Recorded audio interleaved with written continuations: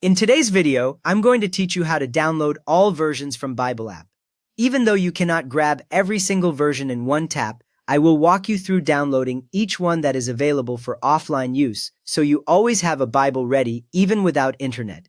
Start by opening the Bible app on your device. When it opens, you should see the main screen with options like Home, Read, and Plans along the bottom. If the app takes a moment to load, just wait until the icons and content appear so everything is ready before you move on.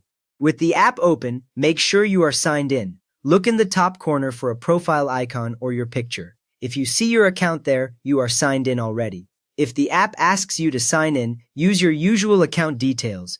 Being signed in keeps track of your downloaded versions across your devices and protects them if you reinstall the app. Now tap Bible at the bottom of the screen.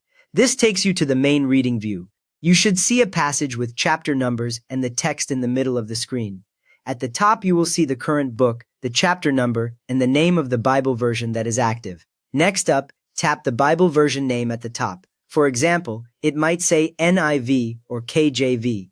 When you tap it, a panel or list opens up showing many different Bible versions. You will often see the language name next to each version, which helps you pick the ones you actually read. From there, scroll through the available Bible versions. Move slowly so you do not miss the ones you want. Some versions have a small label that shows the language or the publisher. A helpful detail here is that only versions that support offline use will show a download icon, so do not worry if some do not have one. When you find a version you want, tap the download icon beside that version. The icon usually looks like a small arrow pointing down. As soon as you tap it, the app starts saving that entire Bible version to your device. You may see a progress spinner or a small status message beside that version. Now wait for each download to finish. Stay on this screen until the spinner or progress indicator disappears. When a version has finished downloading, the icon usually changes appearance, or the word download is replaced, confirming it is now stored on your device and ready to read offline. After that, repeat for other versions.